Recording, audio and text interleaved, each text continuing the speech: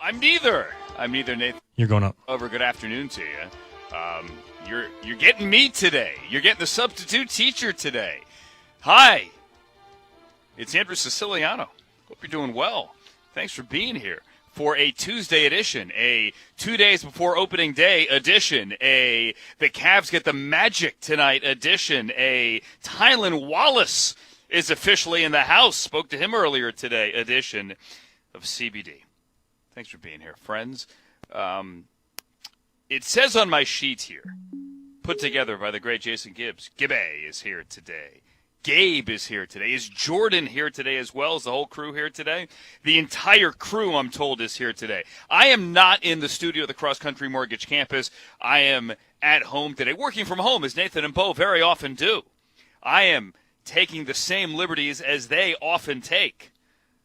Except on this sheet here handed me and printed at home, my printer worked today, by Gibbe, it says, Andrew Siciliano, via Comrex, from his home in Tuscany.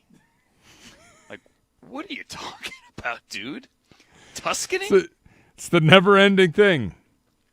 I would gladly be in Tuscany. Yo, me too. I am not in Tuscany. Who gets hurt?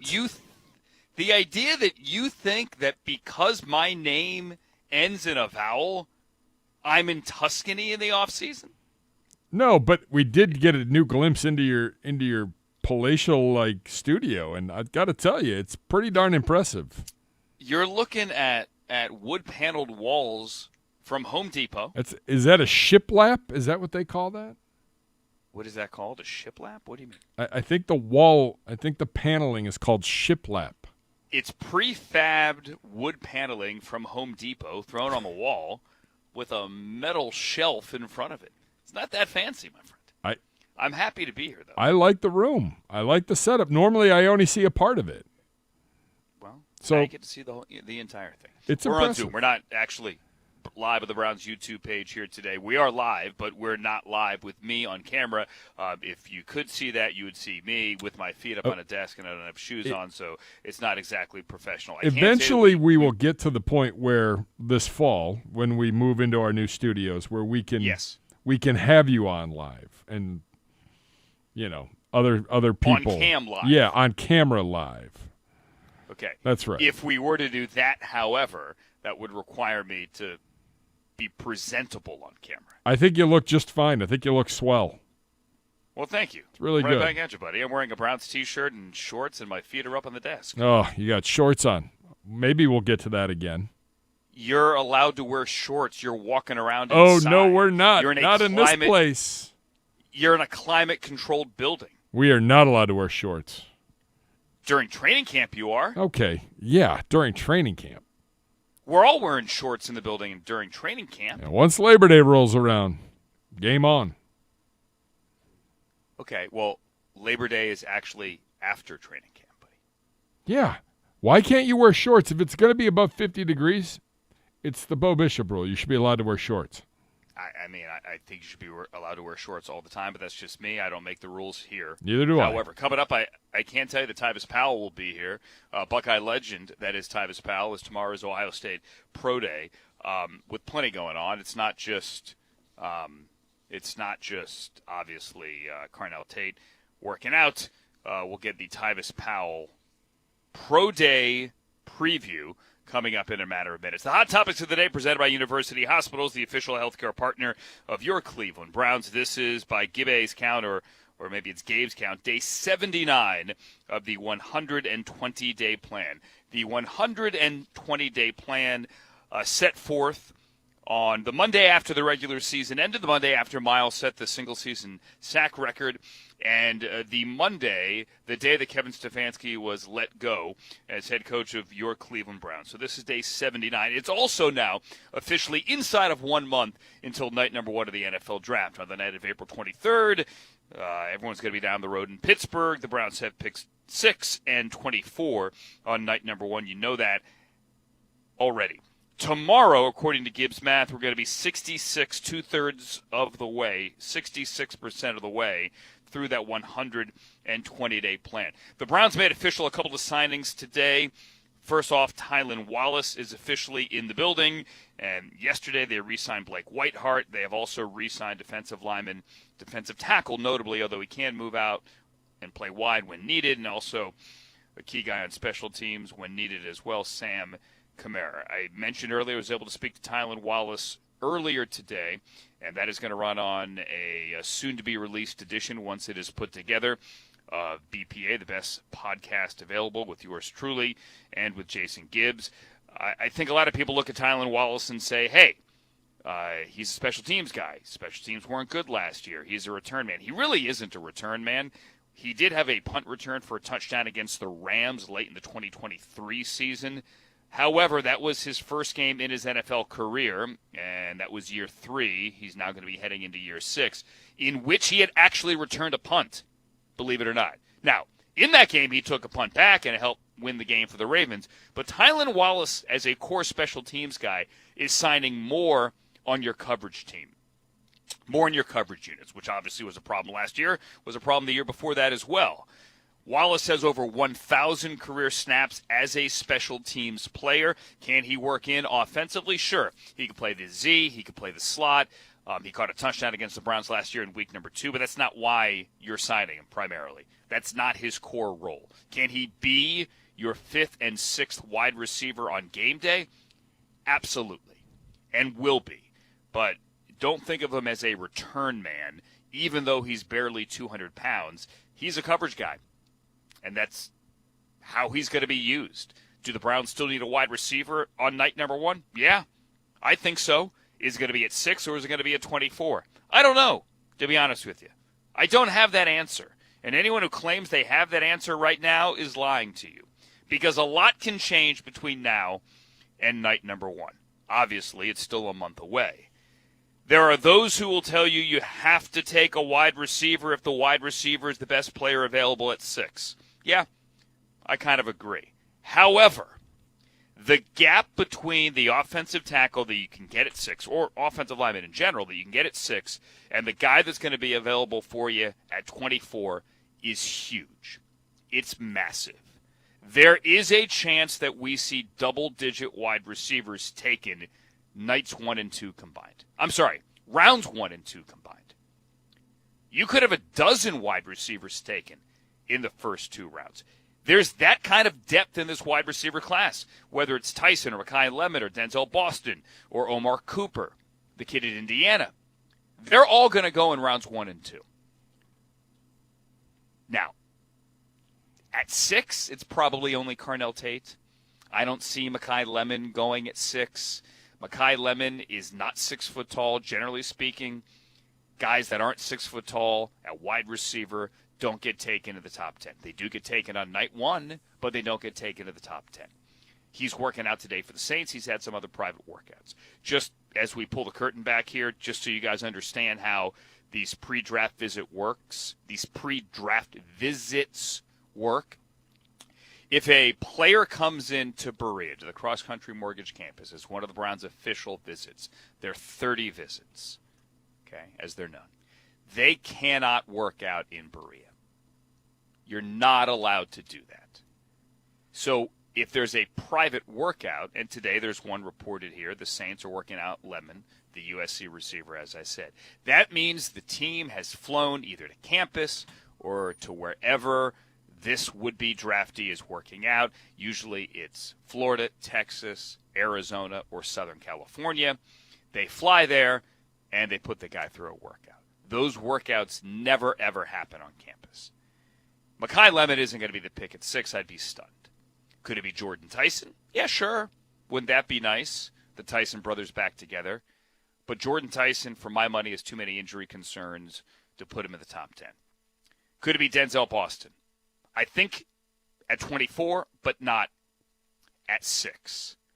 I just want people to wrap their heads around the possibility, and I stress possibility, that it is an offensive lineman at 6 and that Zagura loses his mind. That's okay. Oh, it's and for it's those more of than you okay. Pushing back against Monroe Freeling? It's more than okay. Anytime Zagura can lose his mind and I can watch it in person, it's great. Well, the goal is not just for the theater. The goal is to get the best football player. That's right. I believe we talked if about I this. told you that you could draft Monroe Freeling, who's the Georgia offensive lineman, the left tackle, with really only 1 year of starting experience, if I told you that you could take him and he wouldn't start until November, you live and die with whomever you put at left tackle. Maybe it's DeWand, whomever it is. But that come mid-season, when he got his legs underneath him, he got coached up through the preseason, through training camp, through the first 2 months of the regular season. If I told you that come November, he'd be just fine, and that you would have your next left tackle for 2 contracts, he would, after year 3 or year 4, you would get 6 to 7 years of a left tackle. Would you be okay with that? Could you put up with someone else playing left tackle for the first 2 months of the season? If you knew that from that point on you would get a guy for two contracts and for 6 or 7 months. Of course you would. Of course you would. I'm not saying you're mailing in those first 2 months at left tackle, not at all. But if you could have a guy that you could rely on for 2 contracts, why wouldn't you do it? Of course you would do it. I know we want an immediate return, but sometimes long-term matters as well. And sometimes short-term, you find a way to get by. That doesn't mean you're mailing it in. That doesn't mean you're not trying to win. That doesn't mean you're only solely focused on 2027. It doesn't mean any of those things. It just means this is the best player long-term for us, and we'll deal with some short-term pain or indecision or question marks. Patrick Mahomes started 1 game his rookie year. I'm not calling Monroe Freeling Patrick Mahomes. I realize left tackle is not quarterback. I know quarterback is the most important position on the field, and the Browns still haven't figured it out yet. They might have an answer in the building. They may not. But this idea that you could be patient for one position and not another makes no sense. Don't listen to people who tell you that he has to be, whomever you take at 6, an absolute difference maker week 1 in the first quarter. He could be a difference maker week 6. He could be a difference maker week 8. As long as you get a guy. As long as you get the guy. Is Carnell Tate scoring a touchdown week 1 if you take him at 6? Probably. Maybe. Is that fun and exciting? Absolutely. Sign me up for that. I'll be thrilled. But don't scream and yell and tell me that you can't take a tackle at 6 if he isn't ready to start week 1. Because that is nonsensical. All right, what is Carnell Tate going to do tomorrow? What is Caleb Downs, Sonny Styles, Arvell Reese, what are they going to do tomorrow? We'll ask Tyvis Powell. It's coming up shortly. Also, this is a Mailbag Tuesday, so have at it. We're on Twitter. We're on X at Browns_daily. You could also write comments. I'm not looking, so write what you want on the YouTube stream as well. These are your Hot Topics of the Day presented by University Hospitals, the official healthcare provider of your Cleveland Browns. And for the record, Gerard, like, tilapia is fine. There's nothing wrong with tilapia. Tilapia is totally okay. Tyvis Powell coming up next. This is Cleveland Browns Daily, presented by Ballybet, an official sports betting partner of your Cleveland Browns. Please bet responsibly on 850 ESPN Cleveland.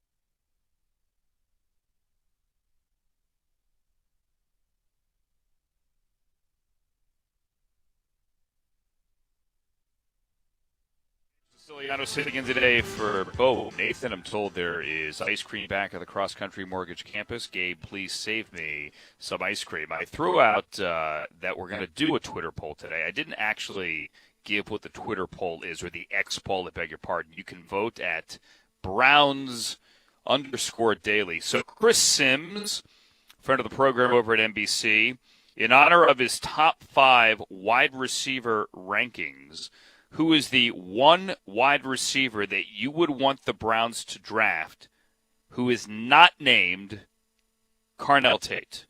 Option 1, Jordan Tyson. Option 2, Mekhi Lemon. Option 3, Denzel Boston.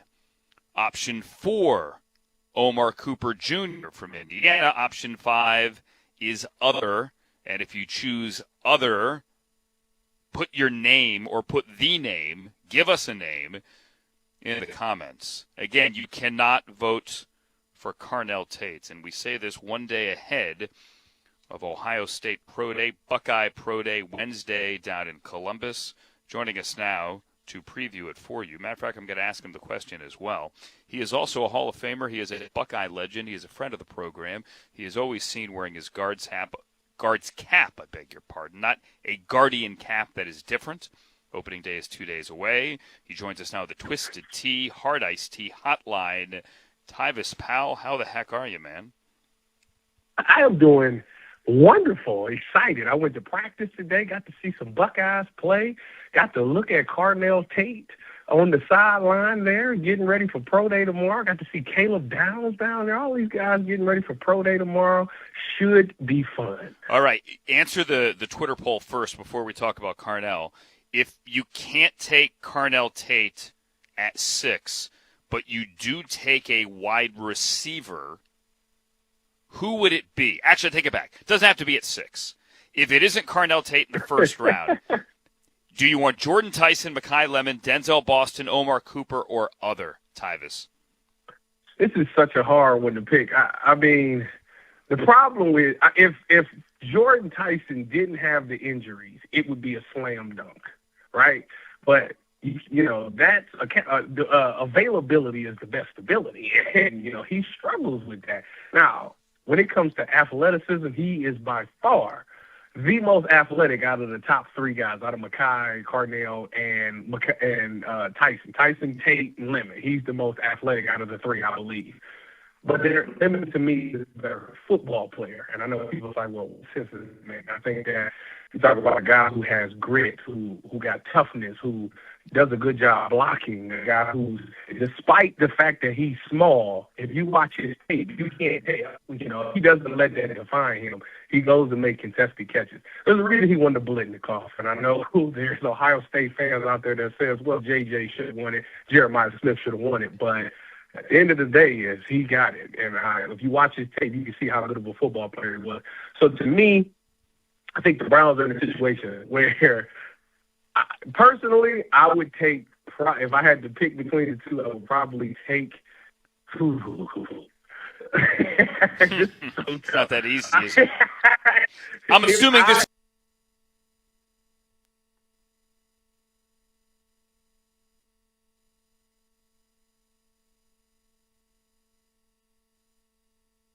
For the reason being that he's not going to be there 24. I know he's not.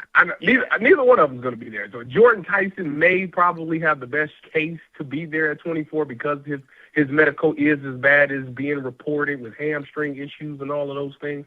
That would make him drop. But if you're telling me that Mekhi Lemon is there at 24, I would 100% take Mekhi Lemon. Did you have any reaction, good or bad, about him on the podium in Indy? You saw that, right? Where he kind of had that. Like he going back and forth and that look in his eye and the shoulder shake and all that. What'd you think of that? It was different. That wasn't a fan. Yeah, it is. You know, I'm not going to let that define what I see in the tape. And I think that's what goes on in this is that you got to you have to look at the tape and judge everything off the tape. The combine, it muddies the waters up a lot, and it will cloudy your vision. The only thing that's the most important thing is what did he look like at the thing that I'm paying him to do, and that's play football. And there's no doubt that he is one of the best receivers in this draft class. All right. So we got pro day tomorrow. You're there. This is Tyvis Powell, by the way. You said you were at practice today. Do we know who's doing what tomorrow? I didn't even ask all that. I would assume, seeing that a lot of people didn't do a lot at the combine, as far as I feel like they are going to – everybody's probably going to do position drills because that's just the thing to do. I should have asked Carnell, was he going to run tomorrow? I would assume that he is. Now, to me, it doesn't matter. It doesn't. Like, I think that he's probably somewhere around that speed, you know. If he runs a 4.49 and the combine had him at a 4.53, what is really the difference? Like, is it, or even if a 4.48, like, what difference does it make, right? And people really are making a big judgment over this 4.5 thing. And I want to remind everybody that's listening that the two top receivers, the two first all-pro receivers this season, both ran 4.5. So, therefore, it's really not that big of a deal. So the official time for Carnell Tate of the Combine was 4.53. And, Tyvis, I'm with you. I don't think it's that big of a deal at all. But I think, and I don't know who was asked to report what. You know how the sausage is made. Agents, people close to a player can always push back and go, oh, the hand time was lower. Yes, the hand time usually is different than the official time. And hand times can vary. Most teams have multiple scouts there with their stopwatches. One scout may say X, the other may say Y. And then you put that all together. You have the official time, you have your scouts' hand times. But when you push back, this is just my opinion, to me, it makes it more of a story. Don't make it more of a story. I'm fine with 4.53, but we live in this day and age in which you got all these guys running these ridiculous 4.3 somethings where, and by the way, half of them amount to nothing in the NFL, where you feel the need to try to make your 4.53 look better. And I'm like, don't bother. Like, if I'm him, I'm with you. I don't run. Because if you turn on the tape, he's fine. Oh, he's literally the man averaged 17.2 yards per catch. If you get on your YouTube and go look at his site when you're done with the Cleveland Browns daily in your leisure time, go on YouTube and search Carnell Tate's highlight. You will see that all he does is catch bombs and get behind defenses. So therefore, to me, if he's doing that with 4.5, then that tells me he's got something better than just straight-in speed. He's a great route runner. And guess what? Me being a former defensive back, and I know people, for my little cup of tea that I was in the league, I can tell you right now, the people that I struggle with more is the people that run those crispy routes, that know how to run the route more than the speed. The speed, you can press that up. You can get in their head. You can play the fighting game with them to slow them down. But those people that can get in and out of them breaks quick and fast and can flatten them routes, you can't really do too much with those guys. And that's pretty much what Ohio State has been developing lately. When you look at a lot of those guys that's come out lately, you look at JSN, he's not a burner, but he runs really good routes. Puka's not a burner. He runs really good routes. Devontae Adams runs really good routes. These guys aren't burners, So a lot of people are so enamored with speed. And speed doesn't always amount to a good player. It's about being a good football player, understanding the game, understanding where the spots that you need to be in. And, again, Ohio State does a great job of developing that.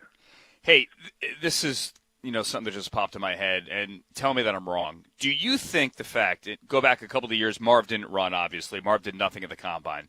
Kind of said, I don't need the Combine, turned on my tape, you know who I am. There are a lot of factors at play in Arizona why his career hasn't taken off. A lot of it is quarterback play. It hasn't clicked, and they're going to have a new quarterback there. Do you think anyone looks at, around the league, Marv's lack of productivity and say, he didn't run, we're concerned by the 4.53, throw out JSN for a second, and that would give us pause? I have not heard that, but I'm curious if you have. No, because the difference between Carnell and Marv is Carnell is actually going to do drills and stuff Marv did nothing at all. So you just literally went off his tape. I'm pretty sure Carnell is catching tomorrow. So you actually will see him live running routes and doing all those things. I just think it's two totally different stories. Marv is one of those guys that for whatever reason, it hasn't clicked yet. But when it does, because I don't think it's, I don't know, I'm not saying the guy, it's over with. Like when it does, I think you have something special there. I think that everybody can admit, once he figures it out, there is something special there. And, you can give the quarterback situation is what it is. Injuries has played a part in last year as well.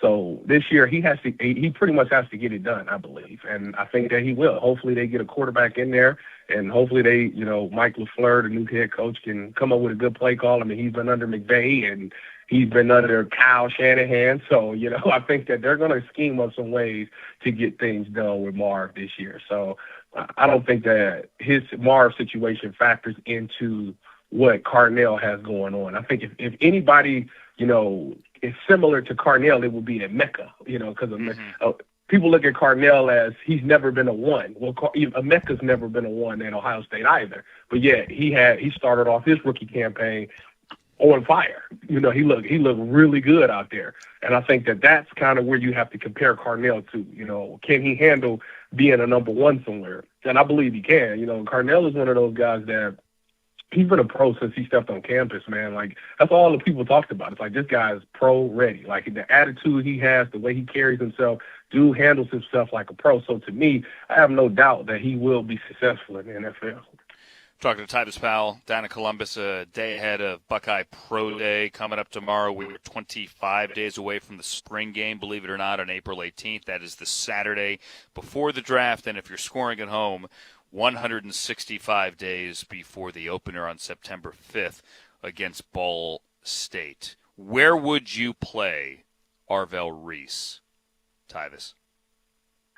If Arvell Reese is best suited in the 3-4, he's in that T.J. Watt role, that fourth outside linebacker guy that's an edge rusher.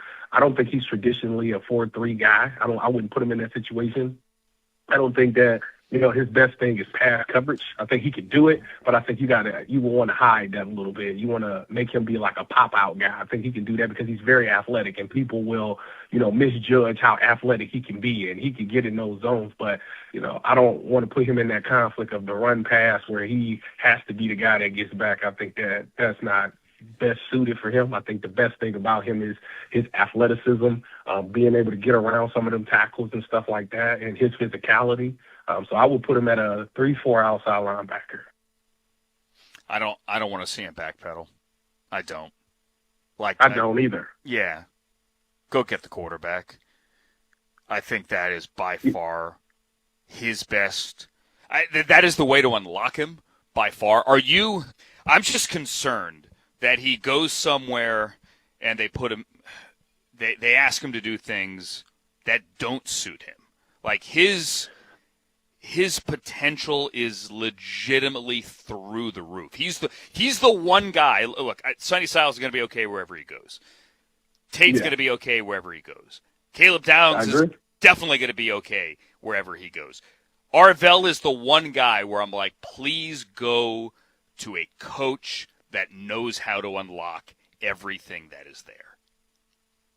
Well, the thing is, you can see it just from the couple of years that he was there at Ohio State. Now, I know he didn't start 2 years ago. Cody Simon was one of the guys. Him and Sonny was the two linebackers. But you see, you get Matt Patricia, and they tried to figure out a lot. The thing about Arvell is when he first got here, they couldn't tell if he was going to be a pass rusher or if he was going to be a linebacker. So he teetered. He was on the defensive line some days doing drills, and then he was doing linebacker drills. So he was a tweener.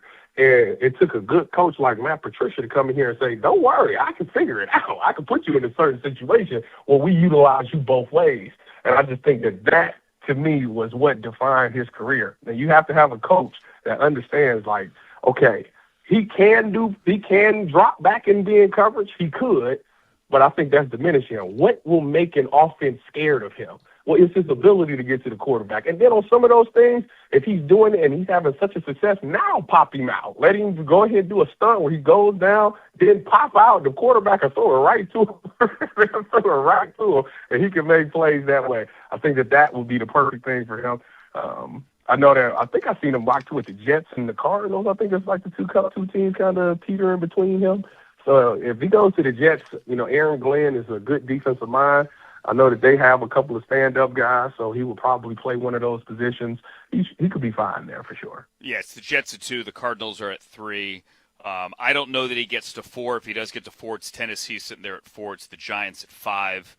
It's fascinating here, at least a month out, to ask what does free agency do with these teams' priorities sitting there, especially ahead of the Browns in those top 5 picks? Because you look, the Giants sign Edmonds. Does that mean they're out of the Sonny Styles business? I don't think so, but there's a little redundancy there if you go draft Sonny Styles and you just paid Edmonds. Now, these are free agency contracts. Normally, really, they're 3-year deals, but really they're 2-year deals. There are ways around it. Just because, for example, a team went out like the Saints or the Chiefs and they paid a big they paid big cash for a veteran running back doesn't mean they don't want Jeremiah Love. I could see Sonny Styles going at 5. Look, honestly, when I walked out of the combine, when I walked out of the combine, Tyvis, I thought Sonny Styles was going to go ahead of Arvell Reese. I'm not so sure right now. It's one of those positions where it's a linebacker. The linebacker in some days is kind of getting diminished a little bit. It's not one of those high-profile spots like it used to be, but you definitely need it. And you understand when you got a generational guy there, you have to take that guy. So I believe I see him going probably to the Commanders. I think that's a good spot for him. I think 7. at 5, at 5, I believe that's Caleb Downs. To me, it just makes so much sense. When you look at their defensive line, it is nasty. They got 4 guys on their defensive line that can absolutely get there, but they don't. Why? Because the secondary doesn't hold coverage. It was like back when we drafted Denzel Ward, and everybody wanted the Browns to take Bradley Chubb. But they said, no, we're going to take Denzel because it's going to buy Miles time to get there. That's exactly what the Giants is in the same boat right now. They need to get a guy in that secondary that can make that quarterback hold the ball. Caleb Downs is perfect with that because Caleb Downs understands how to make the pre-snap read muddy for the quarterback. Yeah, There were so many games that Caleb Downs lined up in a certain spot just to let the quarterback know, you can't throw right here because I'm standing right here, with all the intentions to move as soon as the ball is snapped. So to me, he helped out so many guys and played that mind game with the quarterback. Don't get me wrong, I know in the NFL it's different, but still, to be able to put that thought in the quarterback's head that might not be there, that just buys that pass rush just an extra second to get there to make him think about it. So I think that's a good spot for Caleb, number 5 to the Giants. I'm talking to Tyvis Powell real quick. Last thing, what is the one thing you're looking forward to seeing tomorrow, the one thing that you want to see tomorrow at Pro Day? I'm actually interested to see what Caleb Downs runs in the 40. Not that it really matters, but I would love to see where he clocks himself at. I think that's a thing that's very important. And to me, I want to see these guys just do, because you didn't really see like the Carnell Tates. You didn't see Caleb Downs. They didn't do anything. Like Arvell, I believe, and Sonny and Kate McDonald. I think those 3 guys actually did the drills at the combine. The other guys didn't, and I really want to see what they look like. I think I've seen clips and I've obviously watched practice and stuff, so I know that they're good, but to see it with the lights on, with all the money on the line, I want to see what they're able to do at that and how they handle that pressure. So I'm actually looking forward to that. It was Miami Pro Day on Monday, LSU as well. It is Notre Dame Pro Day today on Tuesday. Buckeye Pro Day coming up on Wednesday. You're going to be there, right? I am going to make an appearance. All right. Make an appearance, my friend.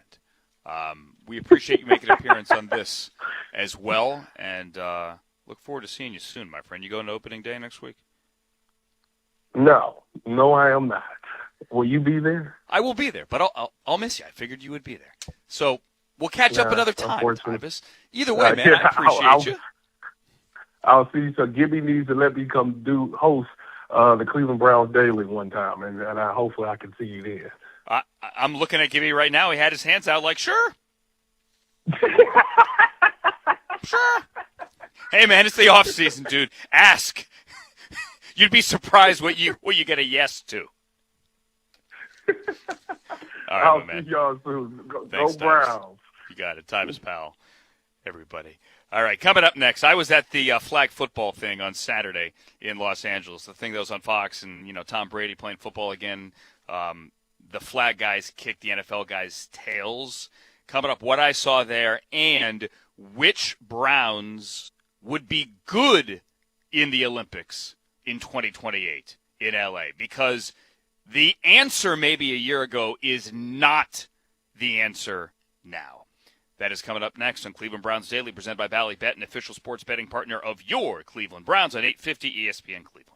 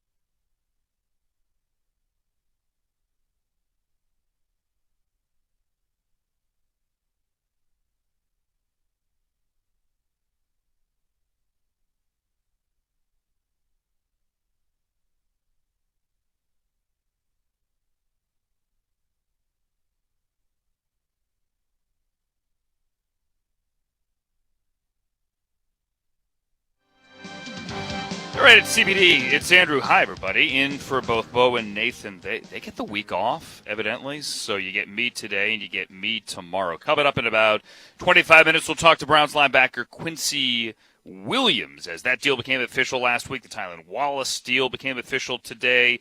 Sam Kamara became official, as did Blake Whiteheart. He, too, is back. So Kamara and Whiteheart are the ones coming back, re-signing. So I was in Southern California over the weekend, and I went to the Fanatics Flag Football Classic. It was on Fox. It was on at 4 o'clock on Saturday.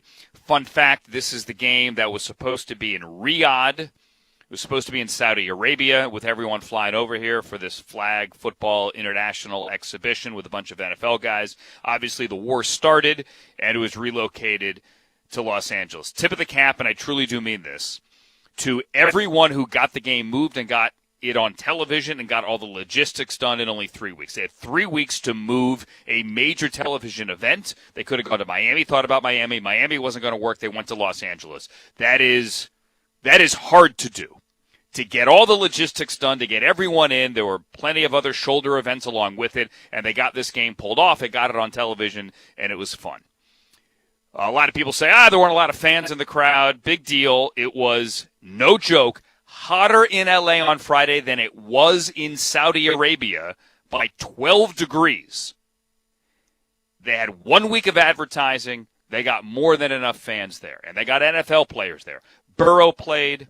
Obviously, Brady played. You had Jalen Hurts and Jaden Daniels and Saquon Barkley and Devontae Adams and Jalen Ramsey. And who else? You had Luke Kuechly, and you had Kyle Juszczyk, and you had Devontae Smith. You had a long, long, long list of guys. And what happened? The NFL guys got their butts kicked up and down the field. Bad. The scores were 39-14, 43-16, and 24-14. Collectively, the NFL players were outscored by, I call them the pro flag guys, but in essence just Team USA, the team that right now, if we had to send them to the Olympics, would be the Olympic team. They got outscored 106-42. 106-42. And you remember, Hoosh Doucette, the guy that plays quarterback, said a year ago, hey, I'm better than Patrick Mahomes, and everyone laughed at him. And he was very careful to say, I'm not saying that I can go play an NFL game better than Patrick Mahomes. I'm saying that when it comes to flag, I'm better at flag than Patrick Mahomes or any other NFL quarterback would be at flag. And you know what? He's right. And we all owe him an apology. Because the NFL players went in there and they didn't have delusions of grandeur, but I think we as fans did, that they would just kick the flag guys' tails. I think they knew, and I went to the practice on Friday, I went to the press conference on Friday, I think they knew it was going to be different, but they did not expect to lose as badly as they did. They thought they might win. Maybe it's close. At a minimum, it's fun. They're not going to get their butts kicked. They got their butts kicked. They were humbled. And they said on Friday, look, for me to tackle somebody, whether it's Luke Kuechly or Kyle Juszczyk or whomever you have, Jalen Ramsey, out there, I run through you. I played football my whole life. I go through you. I'm not trying to pull your flag. I'm not trying to tackle you in a phone booth where you're just doing dance moves. You're playing in the Matrix. I try to tackle you. I can't tackle you. The rules are so different. Saquon, for example, can't jump over a dude. That's illegal. He tried to jump through two guys who were trying to pull his flag on either side. He got flagged, and a big gain was taken back. I'm telling you right now, if we send any NFL players, and the owners voted 32-0 last year, that you have to allow one NFL player from each team if they want to go.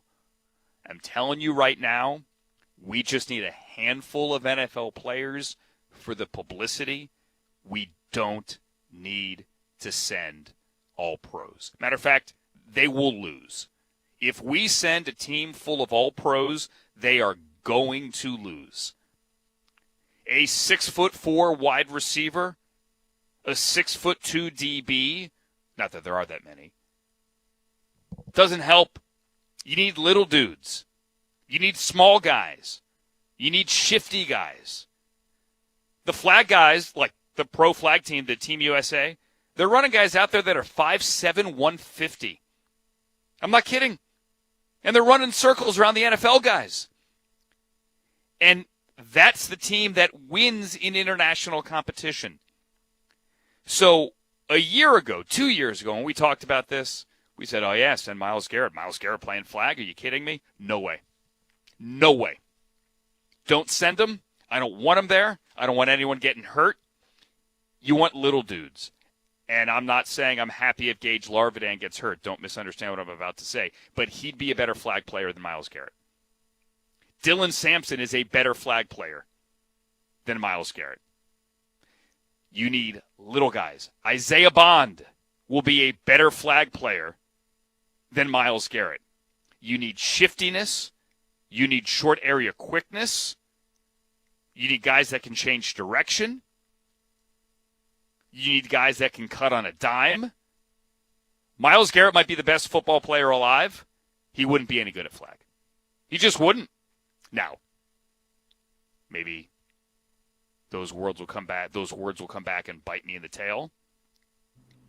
But, Gibby, let's do this. If you had to rank flag players from the Browns, what would your list be? Well, the first thing I thought of was defense. I wasn't thinking small and quick until you got into offense. That. Small and quick. Yeah, but I also – is there a spot for Schlesinger because he's smart enough and agile enough? Yes, but no.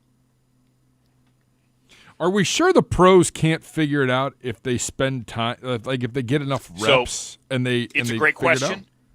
It's a great question, and I think they can, and I think they would. I'm not saying that, like, we're asking pro football players to play tennis, but it is absolutely a different sport. I had this conversation with Kyle Juszczyk on Friday after practice. He walked off the field, and I go, what do you think? He goes, dude, it's not football. It's a different sport. And he didn't say that in a derogatory, like, I'm slamming this sense. He was having fun. But it's more like lacrosse or hockey than it is football. It's played with a smaller football. It's played with a similar ball. But look at it. Look at the game on Saturday. You have a quarterback who's looking downfield. Here comes the rush. What does he do? He throws a lateral to the other side of the field to another quarterback. And then that guy potentially throws the ball down the field, or that guy runs. It's like if you're watching hockey or lacrosse, where you have an attacker at the top of the box, right, or over the blue line, looking. Here comes the defense. I'm going to pass it off. I'm going to lateral it to my right. I'm going to push the puck backwards or push the ball backwards, and then somebody else takes a run at the defense. That's what flag football is. Tom Brady standing back there and marching up and down the field ain't going to work. Now, he did come out in that second game. Team USA got its butt kicked in the first game, and then the NFL guys did, and then you have a second NFL team that comes out for the second game, and that was led by Brady. And Brady marched his team down the field on the opening drive, and he throws a touchdown to Gronk, who actually pulled a hammy on that play. That's right. It was never seen from again. Of course he did. He was the only guy that got hurt. But at that point, you go, all right, Brady's got to focus. Like these guys are going, I'm not going to screw up for Brady. We're actually going to be the disciplined, focused team that's going to win. And then they gave up like a 30-0 run, and they got their butts kicked too. It didn't matter. It didn't matter. It's crazy because you look at it, and again, like you said, like they're football players, but they're amazing athletes as well. Like people in the NFL are world-class athletes. They can figure it out. They can make themselves a great team. Do they want to take the effort and risk the injury to make themselves a great team? Because that's the other thing. If you're a Bengals fan and you're watching Joe Burrow run around and get his pants pulled down, quite literally, diving into the end zone, and Joe Burrow on a soccer field making these jump cuts to try to avoid his flag getting pulled. I don't want that. You think Mike Brown liked watching that? Heck no. No Bengals fan liked watching that. Jaden Daniels trying to do the same thing. Jalen Hurts trying to do the same thing. From what we could tell, everybody got out of there healthy other than the retired TV analyst Rob Gronkowski. So, hey, they made it. They survived. Nobody got hurt. But a week before training camp, whether it's a hammy or something far more severe, no way. I guarantee you, and I heard of one, talking to people on the sideline, one very big-name NFL player who was going to be in that event, whose team basically said, we're not going to say no, but we'd prefer if you didn't. Well, if they think about it, when are the Olympics? Early August. No. The schedule's all worked out. The opening ceremony for the Olympics is going to be July 14, 2028. There are only going to be 6 teams in the flag tournament. Okay. Only 6. All right. That's it.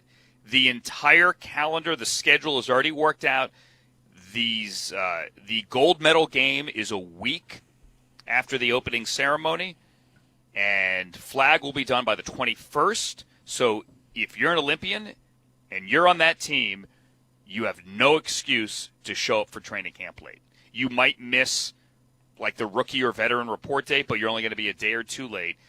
The Olympic flag competition will be done during the first week of the games, and you will be ready for training camp. So I keep going back to can they do this? And you asked me on our current football team, you brought up some good options. Yeah. Can I also interest you in one of our favorites in this radio studio? Who? Malachi Corley. Yes, absolutely. Although he's more of a power guy than a shifty guy. That's right. But he's power does not help you at all. Physicality does not help. Can Judy play? Can Judy play in that? I think actually Jerry Jeudy would be a very good player. Seriously, Judy is say what you want about Jerry last year. Obviously, we know the season did not go the way that anybody wanted to, but he is known for his footwork off the line, his ability to shake guys off the line. I mean, there are times where a DB lunges and they whiff on Jerry Jeudy coming off the line. Absolutely, he'd be good. I mean, you brought up Dylan Sampson. Totally agree. Gage, yes, obviously. Punt returners. That's who's going to be good at flag. Yeah. So that's interesting. If you are the NFL and you want to put a team out there to try to qualify, because I'm assuming there's only going to be one Team USA. Maybe not, but I would think there's probably going to be one. Only one. Yeah. It's the Olympics. Yeah. So you're going to have some kind of qualifying event. So maybe the NFL puts together a team. I think you have to go about it the way that when USA basketball fell on hard times, they went and got Coach K. They put together a staff and they said, we're going to put together guys that are going to fit what we're looking to do. We are not looking for the best players necessarily in the NBA. We're looking for the guys that fit the right system. I just don't know how well that plays in the NFL. So you're not going to have 32 NFL guys there. Teams are much smaller. You're only going to have a handful of NFL players. Because I think it was proven over the weekend you need legitimate, quote-unquote, pro flag guys. You have to win. You have to. So I think you're only going to see 3 to 5. Depends on how big the roster is. Depends if you have a second team, not a second team that competes, but like a team full of reserves and a bench and guys on standby. You're only going to see 3 to 5 to 6 NFL players. And so most NFL teams are not going to send a player to the Olympics. And I think that is the lesson from this. Joe Burrow wants to play. Yeah, you probably get one NFL quarterback. It's only going to be a handful of guys. And after that could be a Kyler Murray, by the way. It could be a Kyler. Kyler would be great. Kyler would fit that. Yes, Kyler would be perfect. All right, coming up next, we're going to talk to Quincy Williams, new Browns linebacker. Also coming up, the official playing rules, bylaws, and resolution proposals for next week's owners' meeting, the annual meeting, have just come down. And there is one that will blow your mind. That is coming up in our second hour of Cleveland Browns Daily, presented by Ballybet, an official sports betting partner of your Cleveland Browns. Please bet responsibly on 850 ESPN Cleveland.